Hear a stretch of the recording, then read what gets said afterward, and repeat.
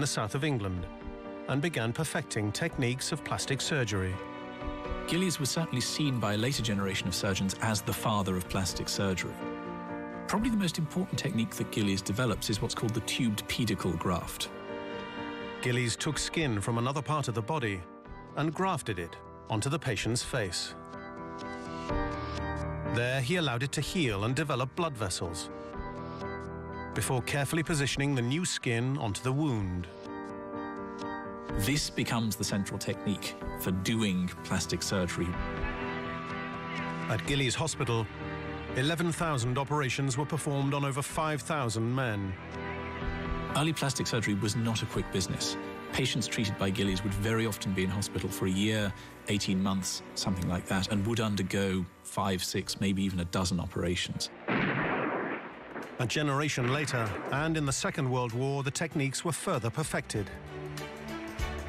These war veterans, still bearing scars years later, called themselves the Guinea Pig Club, a testament to the pioneering surgery they underwent.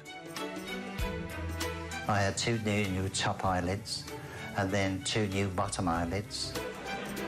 These men were some of the 700 aircrew evacuated from the war in Europe to undergo plastic surgery in the UK. Most had suffered from burns injuries. When the eyelids were done, they were enormous. They used to come well down, and when you first had the bandages off, it was a 10-day job in those days.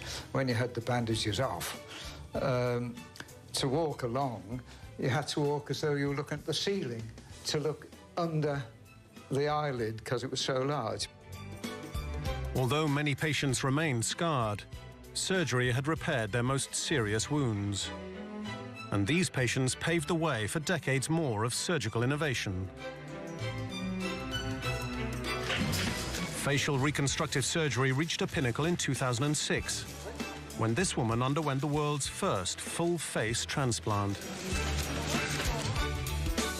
Born out of the brutality of war, life-saving plastic surgery makes it into our top 10 at number 8. Next up on our list, a handheld device that changed warfare. The Second World War is really the scientists' war. So many of the important victories depend upon new technologies. December 1944, Belgium. After the Allied invasion, Hitler launched a massive counterattack, aiming to split the Allied forces of France, Britain, Canada, and America. Lasting 4 months, the fight became known as the Battle of the Bulge. But one new technology gave the Americans a critical advantage. At number 7 in our top 10 is the walkie-talkie.